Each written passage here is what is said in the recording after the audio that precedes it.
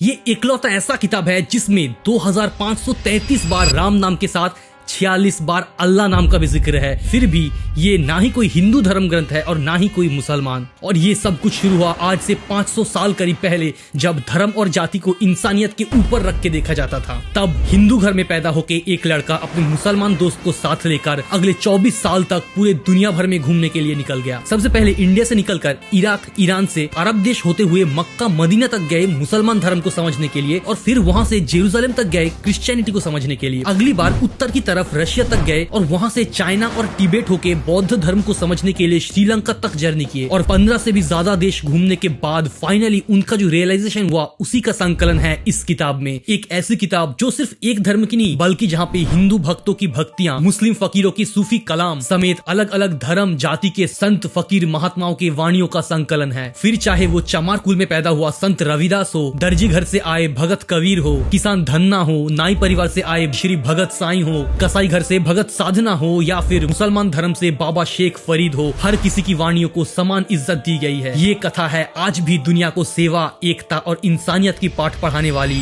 गुरु ग्रंथ साहिब जी की, जिसमें टोटल 36 गुरुओं में से सिर्फ 6 ही सिख धर्म के हैं। बाकी के हिंदू, मुस्लिम जैसे अलग अलग धर्मों के संत महात्माओं के वाणियों के साथ ये सिर्फ सिखों के धर्म गुरु नहीं है। हर अलग अलग देश में अलग अलग नाम से, जैसे तिब्बत में नानक लामा, रशिया में नानक कदमदार, श्रीलंका में नानक आचार्य और मक्का मदीना में वलहिंद नाम से जाने जाने वाले गुरु नानक जी। दुनिया भर में अलग अलग धर्मों को स्टडी करने के बाद उनको जब फाइनली जाके एहसास हुआ कि सारे धर्म एक ही है और सबका भगवान एक ही है, तो तब उन्होंने लिखा एक ओंकार। एक ओंकार